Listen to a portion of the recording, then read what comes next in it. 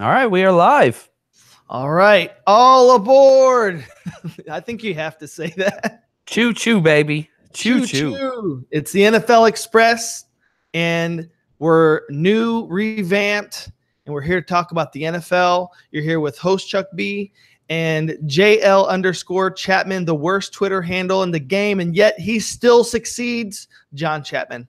It's almost like it's so bad you're kind of into it. Yeah. And it's funny. People always ask me, like, what's the L? Yeah. It stands for my middle name. It's Lamar, which, it's in my DNA. If you're into identity theft, you're welcome. There you go. But yeah, so really excited to kind of, Chuck and I sat down and we were like, what do we want to do differently? We've done the fantasy thing, which is a blast, but fortunately, the fantasy industry has been great to me, and I am a full-time writer over at Eat Sleep Fantasy, and I podcast there. And so, which is awesome, but we're kind of already do the fantasy thing over there. So we wanted to bring our insight and our approach to the NFL, and just kind of, we want to give you blanket NFL coverage, news and notes, what's going on throughout the league. And yeah, we might dip into some fantasy every now and then, but this is just, if you are a fan of the NFL, this is where you need to go, because we're going to be covering it all. So I don't know, Chuck, what are kind of, you express, that's going to be our new thing. There you go.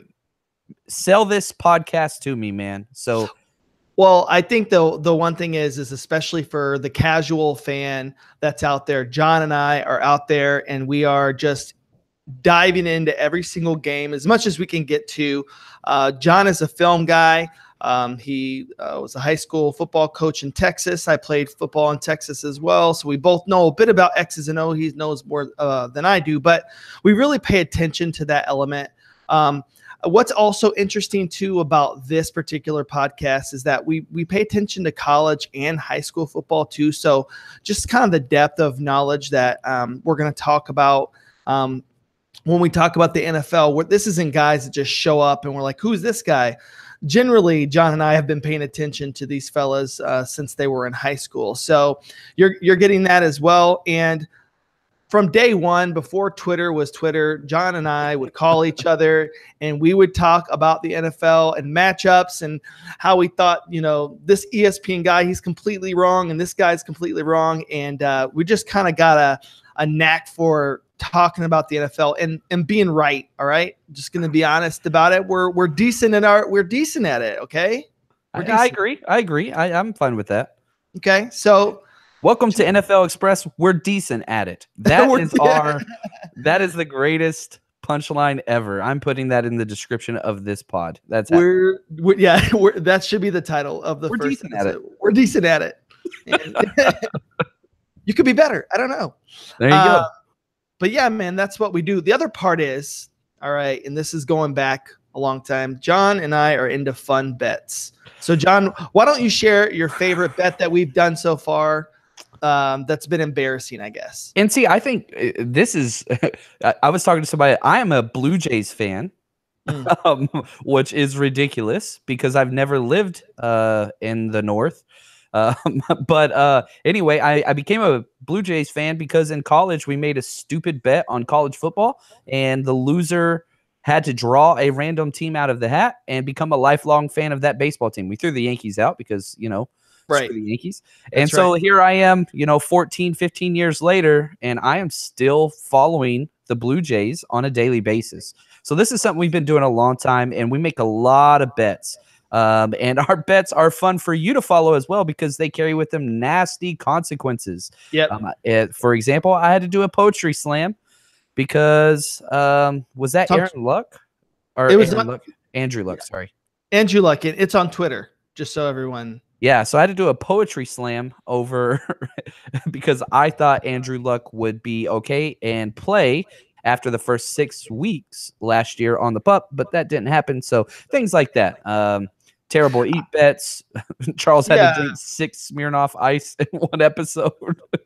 and I had to put 10 warheads in my mouth all at once. I had to do a read aloud of the script from some romantic movie. I don't know. It was embarrassing. That's on Twitter too. So if you're into watching people embarrass themselves and talk about football, you're in the right place. Here you are.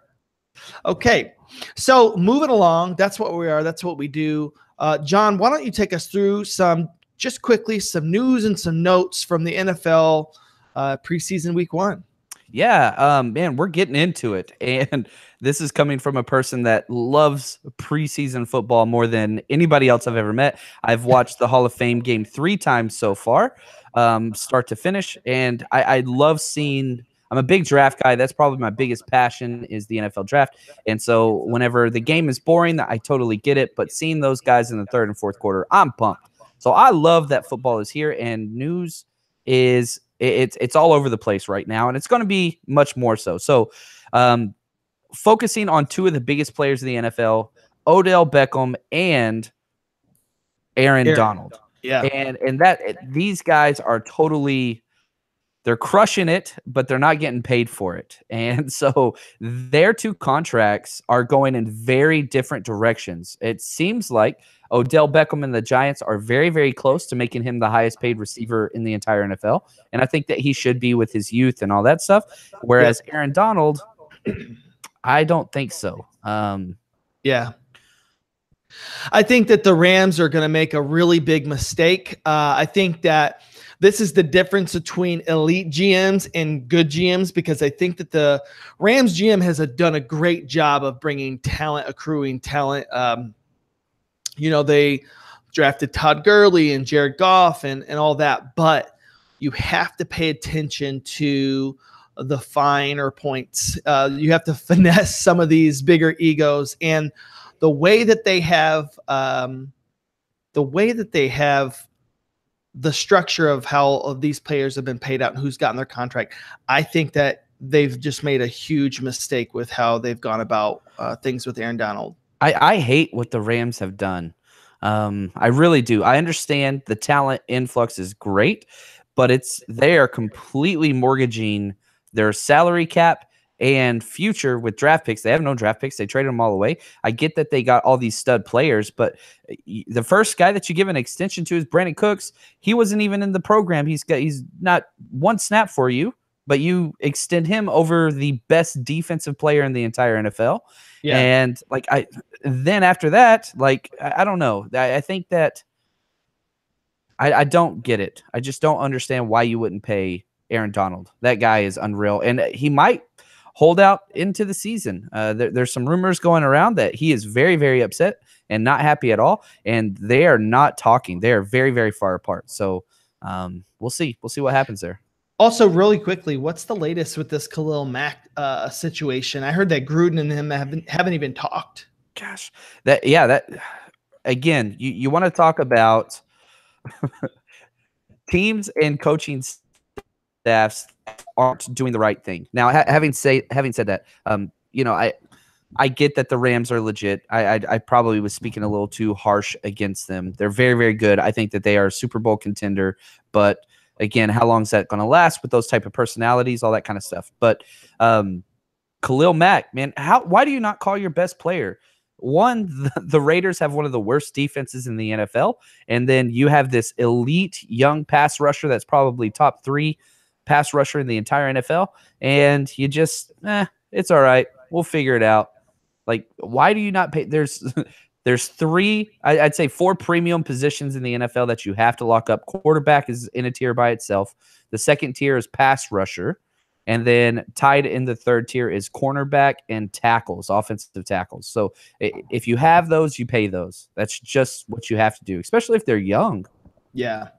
So rookie or not rookie GMs, but maybe just some amateur GMs, if you will. I think it's easy to say that, especially how things will play out in the future. If Aaron Donald ends up leaving that team eventually in a few years, you'll be able to point back to this moment that this is where the GM screwed up. So moving on, speaking of GM screw ups, there's just a catalyst for what not to be as a GM, and it resides somewhere in Ohio. So tell us about this trade that went down. So Corey Coleman, the former first-round pick out of Baylor, they traded him to the Bills, which the Bills are trash.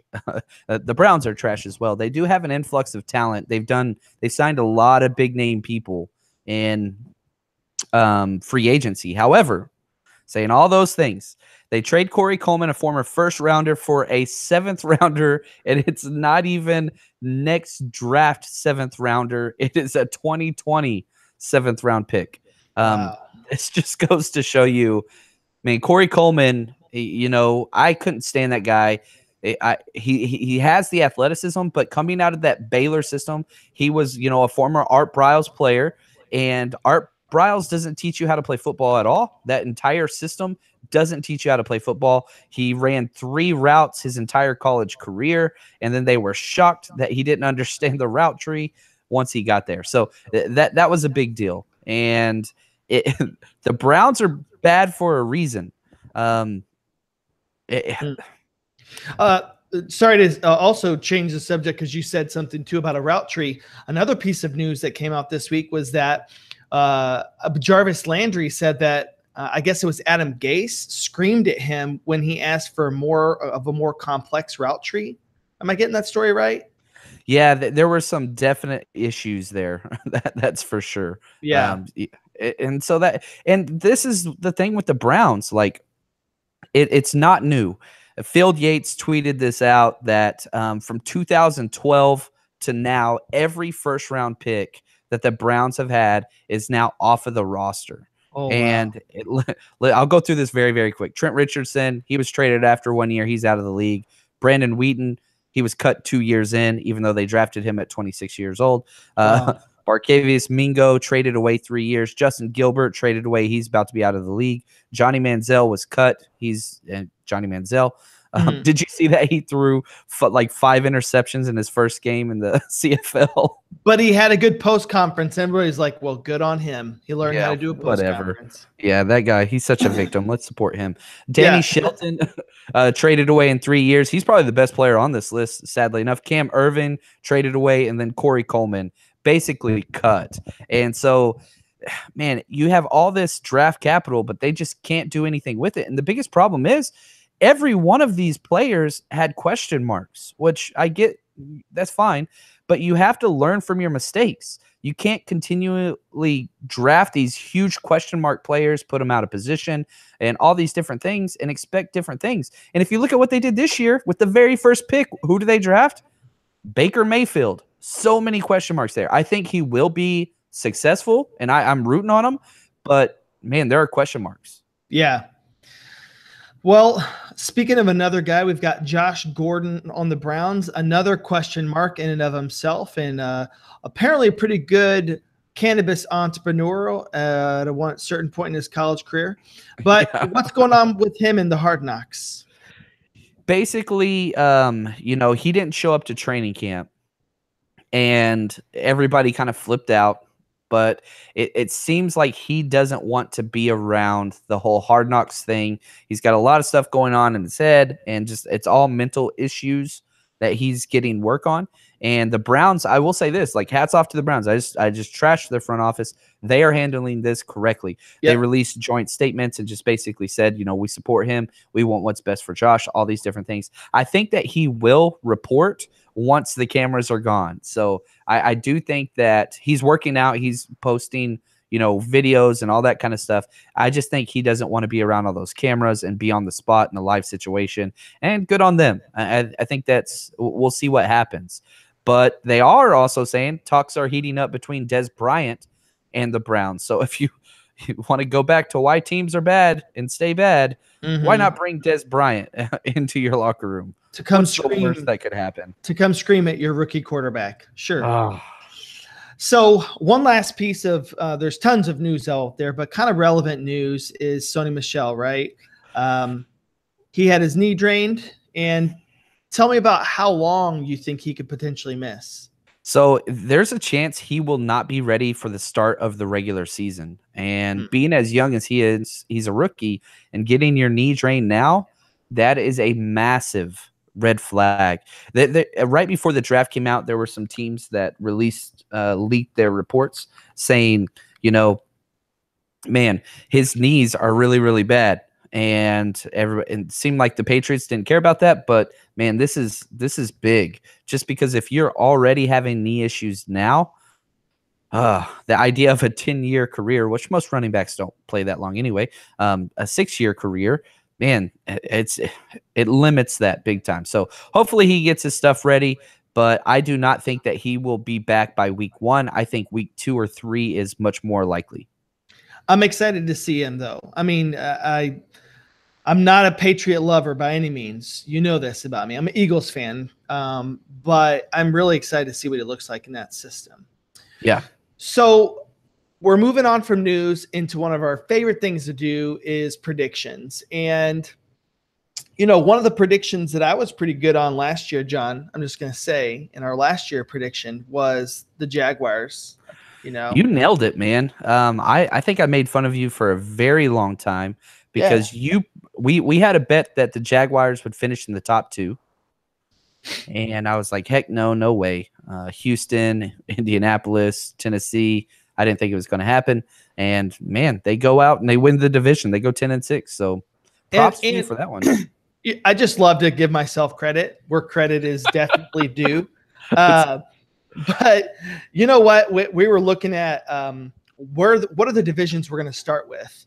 And there's definitely some really boring divisions out there. So we're like, let's start with the best divisions possible. So we're going to cross it up.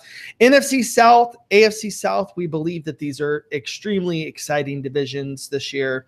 Very competitive and tight-packed in both of these. Yep. Anything, one injury could really send one of these teams in a direction. But let's start with the NFC South, and let's just talk about the Saints for a minute. And I'll go first. Let me introduce myself. I'll go first. All right. I think that they've improved. I think that they're scarier. They added, and now I feel like a bad Eagles fan. I can't think of the corner that we traded to, or he left in free agency. Robinson. Patrick Robinson.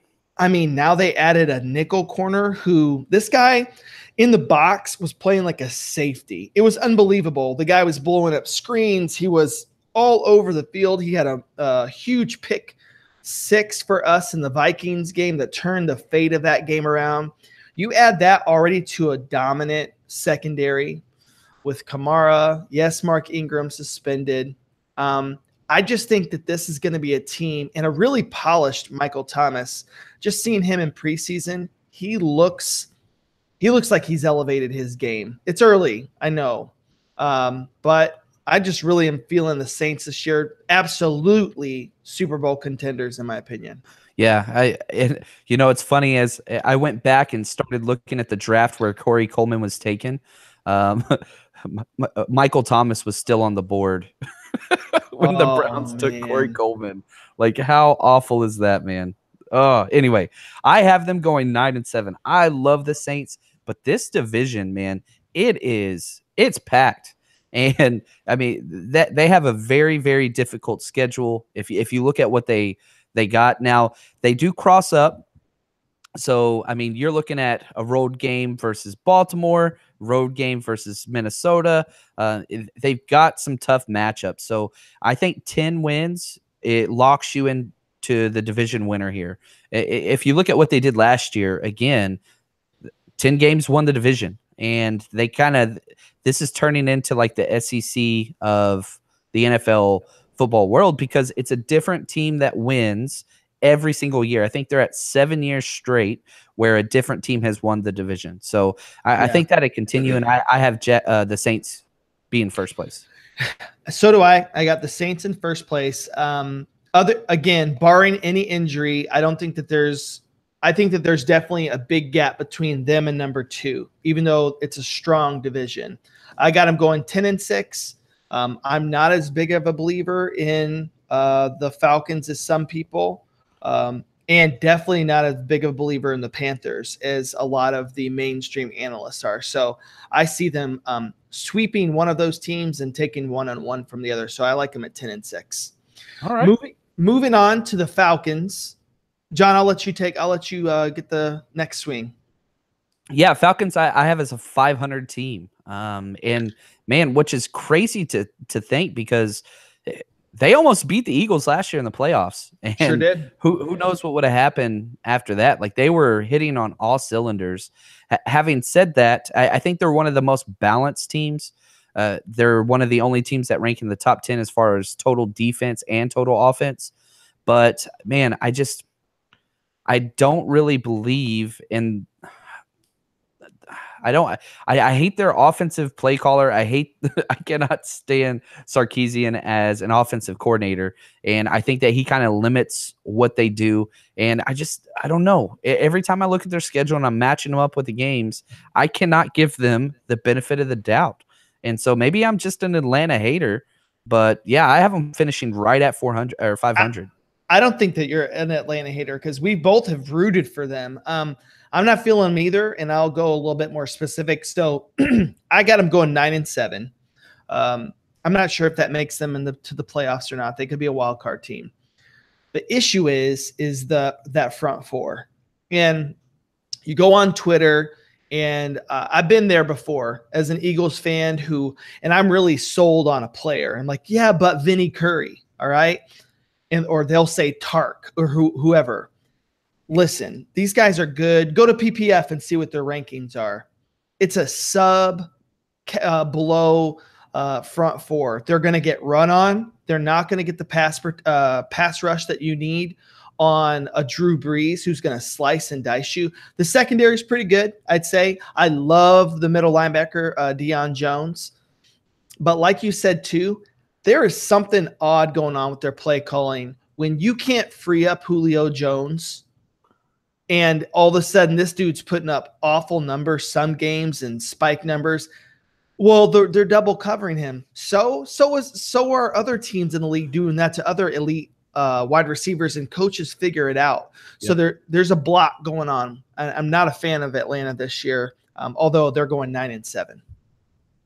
I know it's funny. We both talked down about them, but we both have them. I have them at 500.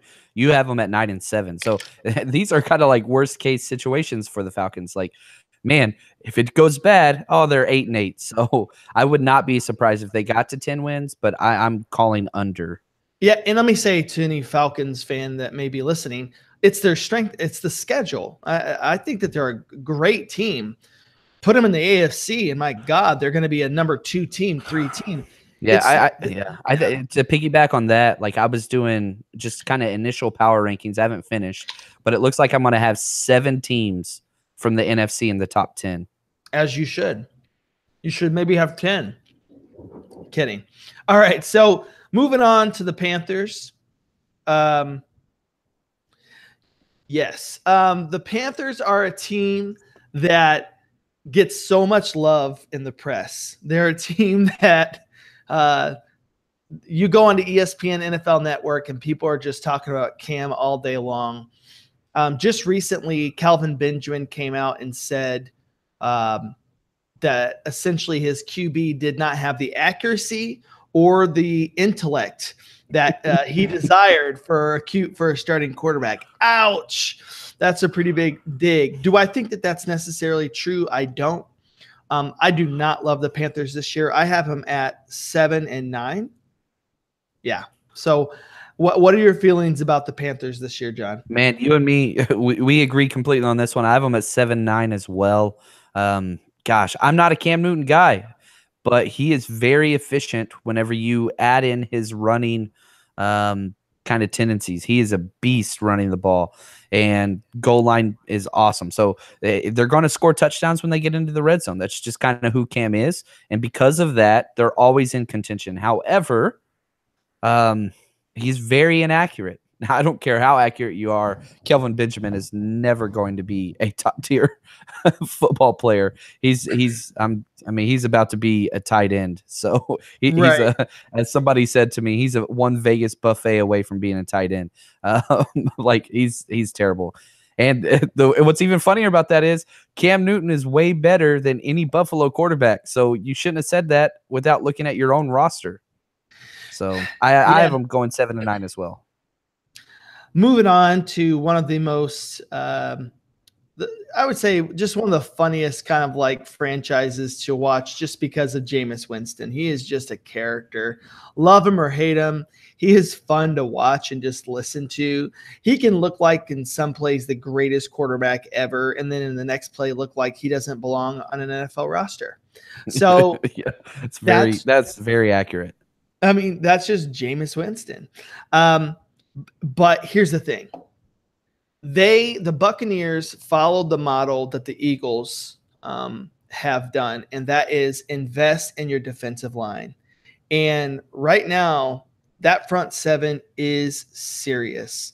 They have added to McCoy, Bo Allen, Vea, Vinny Curry, JPP, David, or the linebacker Levante David is going to be a benefactor of all of that, and he hasn't had a lot to work with his whole career there. Imagine what kind of production that he's going to have in Tampa Bay. So, all that being said, it's still Tampa Bay. I think that they could surprise some people this year.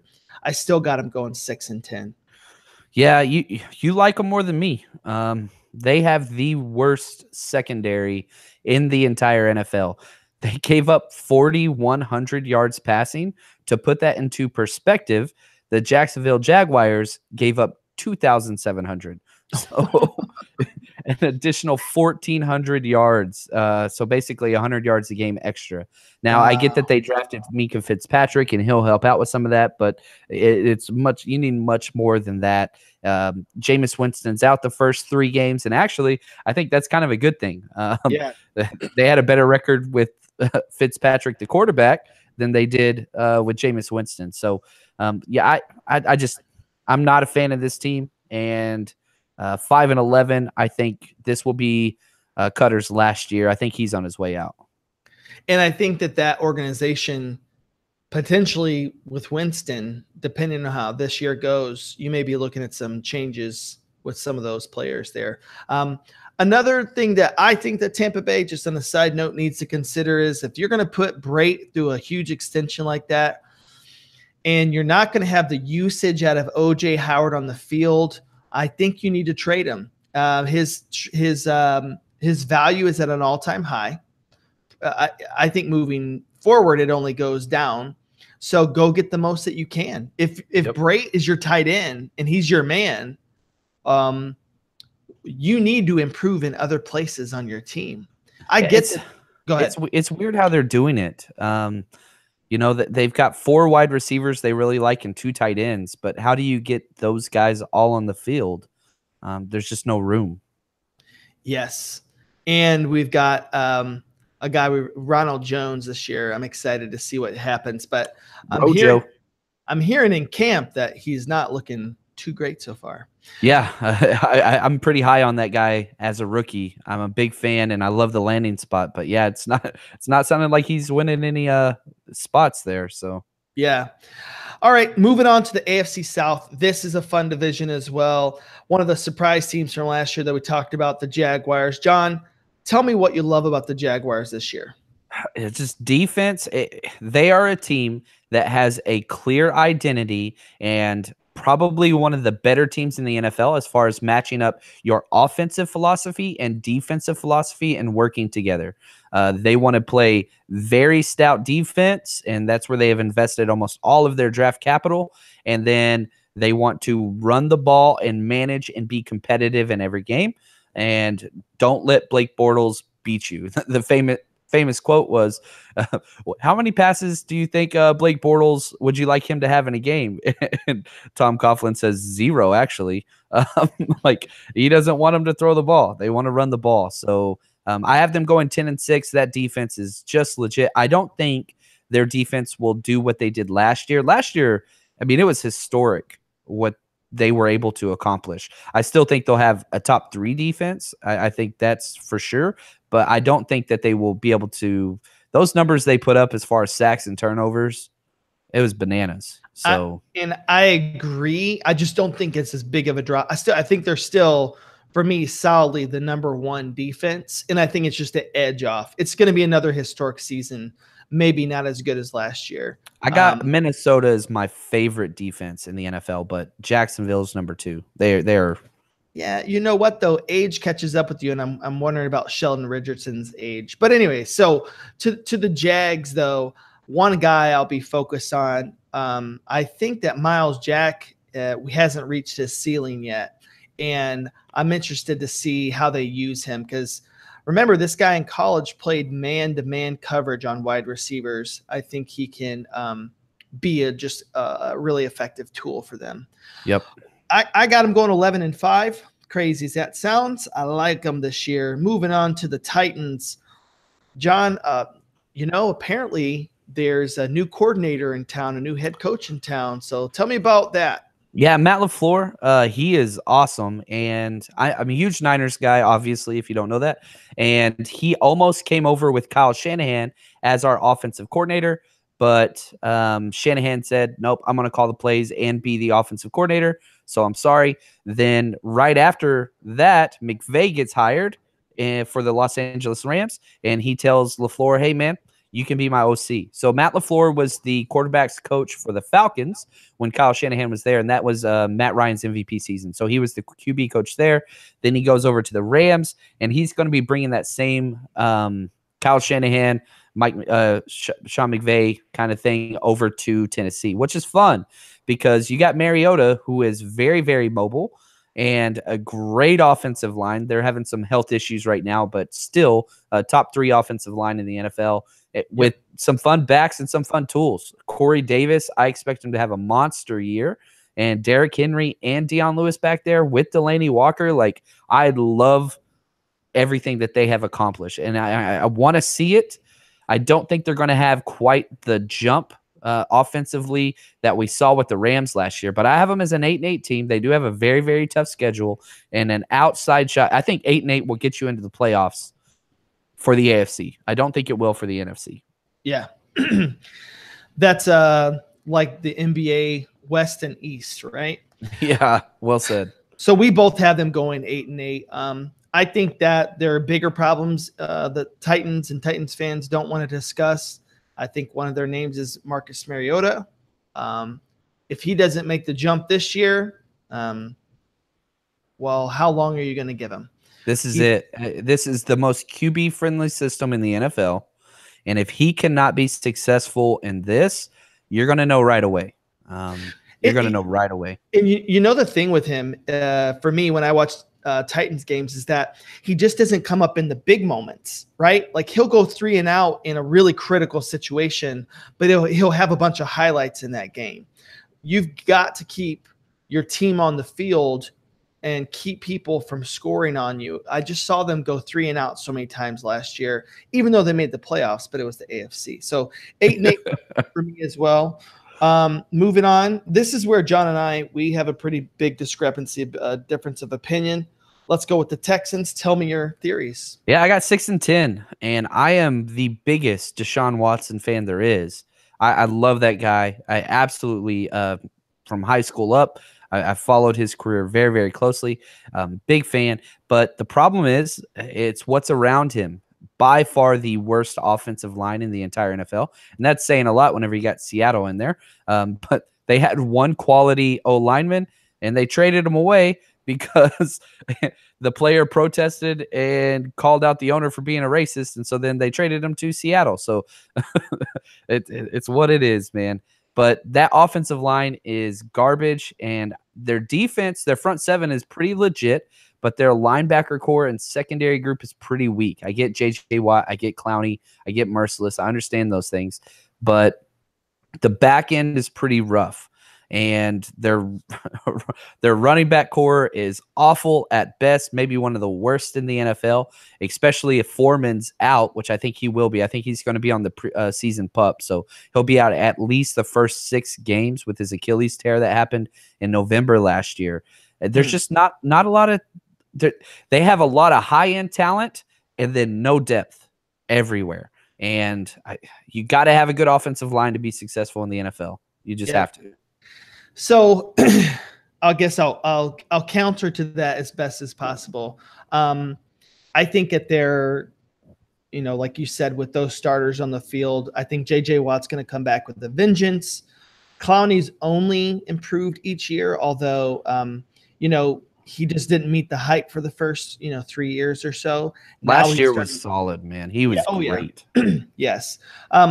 If you're going to have a secondary that is not elite, well, this is the division to have that, because what's the biggest receiver in the division? T.Y. Hilton.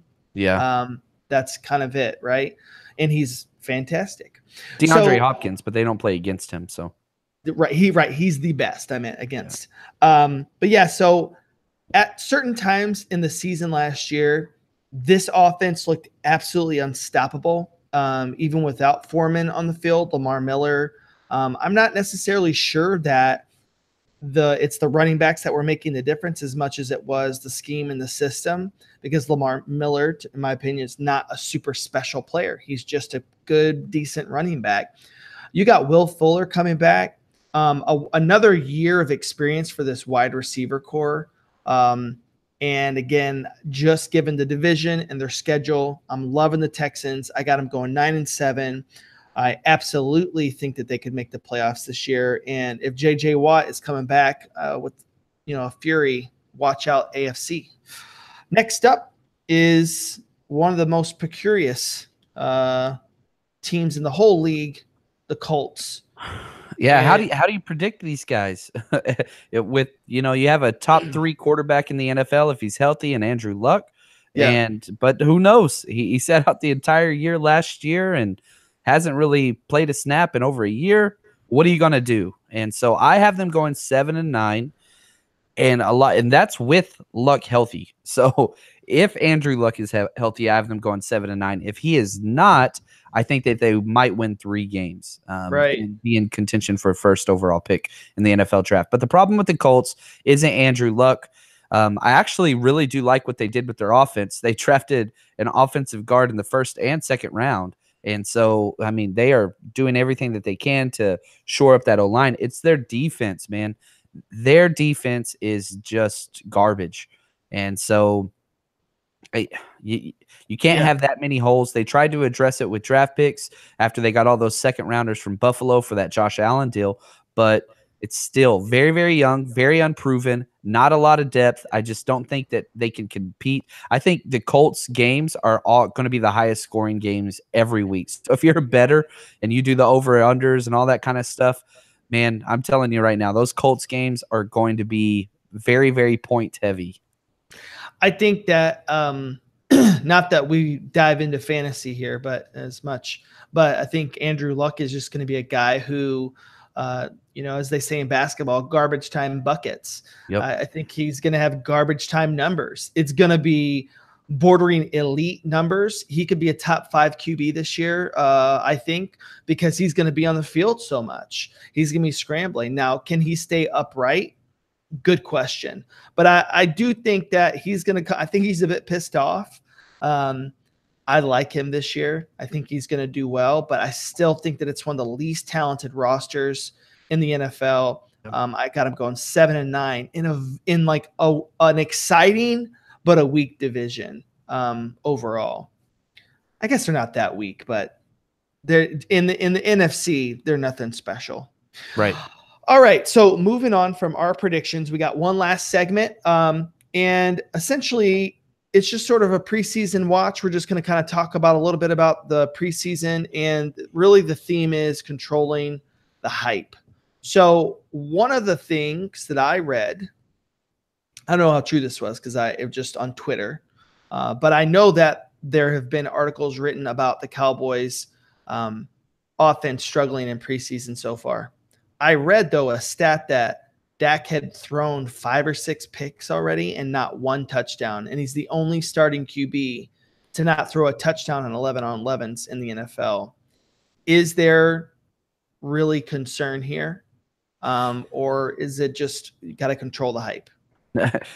You have to have concern for this passing offense. The Cowboys, you know, I went through and basically I rated every single position a 1 or a 5, 1 being elite, 5 being kind of bottom of the NFL. And so what I wanted to do is kind of figure out where the receiving core or unit ranks for each team. And what I mean by receiving core is all the wide receivers, tight ends, and running backs. The Cowboys were second to last. They have the worst wide receivers in the entire league. They have no proven tight ends whatsoever. And Zeke, which is decent out of the backfield, even though that's not really his specialty, he's your best kind of proven pass catcher on the whole team right now. And so if you do not give a young quarterback weapons, what do you expect? Yeah.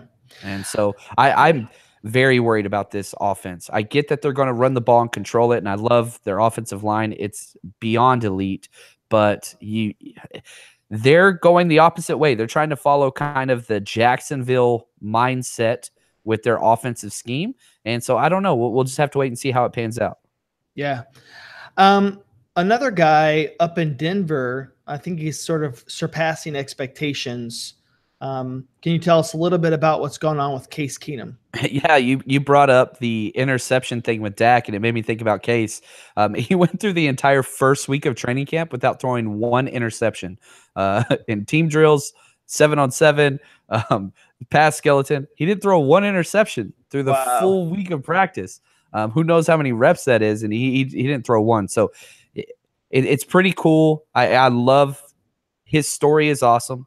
And so he's one of those guys I root for. And the Denver quarterback situation has just been god awful. And even whenever they won the Super Bowl with Peyton Manning, it was awful then as well. Peyton Manning was way too old. But I think that this might work out. I really, really do. And so I'm excited for guys like Demaryius Thomas. I think Demaryius Thomas is going to have a career year this year. I really, really do. I think that he's going to be one of those guys. I could see 1,200 plus yards and 10 plus touchdowns for that guy. So, and then where's he going next year? Yeah, he's gone, man. Because if they cut him, they save. I think it's like $14 million. So, and through they drafted Cortland Sutton and Deshaun Hamilton out of Penn State. Both wide receivers pretty early in the draft. It seems like they're ready to move on. But if he has an elite year, I think that they'll keep him. But he's got to play for it. And I have watched some film on Cortland Sutton, and he looks the part, folks. He looks like he needs about a year of development, and then it's on. Who knows what the ceiling is for him? I don't think it's as high as DT, but I think he could be a very solid receiver in the NFL. And he's already locked down the third wide receiver spot. So, like in all three wide receiver sets, he is starting. So we'll have to see what happens there because he's clearly beat out Deshaun Hamilton and for that spot, which I thought there's going to be some competition there, but I like Cortland Sutton. I like him a lot. He was my wide receiver one coming out of the draft. So, just quickly, one thing that Eagles fans should be concerned about is Timmy Jernigan. It's looking like that is not just some hype. It looks like he may be missing some significant time.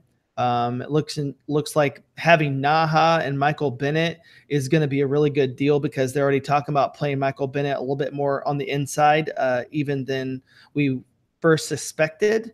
So I've heard that he may not be around for the first 4 weeks or so. Jeez, man, that defensive line is so stacked. That's unreal, man. Yeah, I mentioned their backups, and they're really good. So let me get your thoughts, though, on this Lamar Jackson, Joe Flacco situation. How long can Joe Flacco hold on with this kid behind him? Joe Flacco is the definition of hold-on guy. Yeah. They've never finished worse than 7-9 since he's been there, but they don't play very well either. Like they're not like going to be a 10-win team. And Flacco's looked pretty good. This is what happened to him whenever he did have his one good year. He wanted a contract. They didn't offer him one. So he said, fine, I'll just play it out and gamble on myself. And that's kind of where he is now. If you watch the Hall of Fame game, Lamar Jackson did not look very good. You could tell the explosiveness was there, but he was taking hits that he shouldn't have taken, which is a huge concern. And he looked to run right off the bat at all times. So he went 4 for 10, threw an interception and a touchdown. I will say this out of the Ravens, though, Hayden Hurst, man. That guy, I think he's going to be something special. I really, really do. And I watched Lamar, and I do agree. He looked to run too early. I wasn't concerned. It looked like a guy who played like he played at Louisville, has the tools that he has in a week 1 preseason game. I saw some throws that I really liked out of him. And I also saw some, obviously some throws you're like, ugh. But you saw where it's like, it's very Vic-like with the flick of the wrist and the power behind it. Well said. And, again, RG3 actually looked better. I don't think RG3 will make the roster. I don't see why they would carry 3 quarterbacks on that thing, but RG3 looked better. I feel weird saying that, but he did.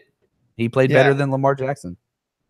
Well, okay, so I'm going to give you the last point to take home for our podcast today. John is and if you're watching, you probably know this. John's a massive Niners fan. So give us just a little bit of something from the Niners preseason so far, just your thoughts. Yeah, Greg Kittle, man. Greg Kittle, the tight end last year, rookie tight end that we got out of Iowa, had a great year last year. But he is going to be a mainstay. And also Dante Pettis has probably been the biggest kind of highlight reel waiting to happen. Nobody can guard him. And whether it's 7-on-7s, team, individual, 1-on-1s, it doesn't matter. There is never anybody close to him whenever he catches the ball. He's separating from everybody on a consistent basis. So watch out for Dante Pettis this year. I do think it will take him some time to get up to starter status, but it is very clear this guy is going to be the wide receiver 1 for the future for the 49ers. It looks like you guys have another receiver who was injured last year and is playing his ass off. Is it Aaron Burbridge? Yeah, Aaron Burbridge out of Michigan State, and he's a bubble guy. Like he's going to have a hard time making this roster. That is a deep wide receiver core. So the 49ers were pretty awful in the past years, but this year, whenever we cut down to 53-man roster, there's going to be a lot of teams that pick up the players we cut. I can't think of the last time that was the case, but there are going to be some guys that make NFL rosters for other teams that the 49ers just had no room for. They are very young, and through free agency, they brought in a lot of guys. So it's going to be fun. It's going to be fun. Well, guys, stay tuned. We're definitely going to be coming back at you next week with some analysis of the week 1 games or preseason games. And then also, I'm so excited. We're going to talk about Hard Knocks. And yeah, it's going to be a fun season. So stay tuned for NFL Express. This is at Twitter. You can see me at HostChuckB, and then John Chapman at JL_Chapman. Hit us up there. Peace. Peace.